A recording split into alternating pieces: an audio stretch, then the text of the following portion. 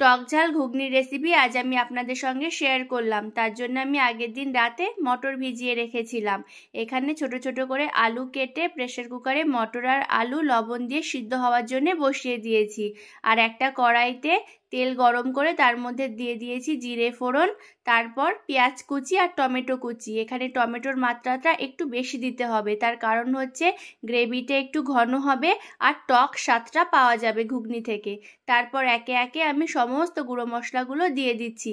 এখানে হলুদ গুঁড়ো, লঙ্কা গুঁড়ো, জিরে গুঁড়ো, ধনে গুঁড়ো আর গোলমরিচের গুঁড়ো।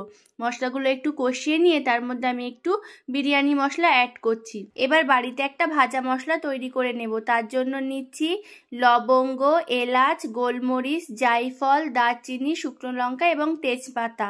একটু ভেজে নিয়ে মিক্সিতে গুঁড়ো করে নেব। যদি না থাকে তাহলে আপনারা গরম মশলা ব্যবহার করতে পারবেন, সেক্ষেত্রে স্বাদটা কিন্তু একই রকম হবে না। তো চেষ্টা করবেন বাড়িতে এই মশলাটা বানিয়ে নেওয়ার। এবার গ্রেভিতেও যাতে ধনেপাতার ফ্লেভারটা পাওয়া যায় তার জন্য আমি গ্রেভির মধ্যে কিছুটা ধনেপাতা কুচি দিয়ে দিচ্ছি।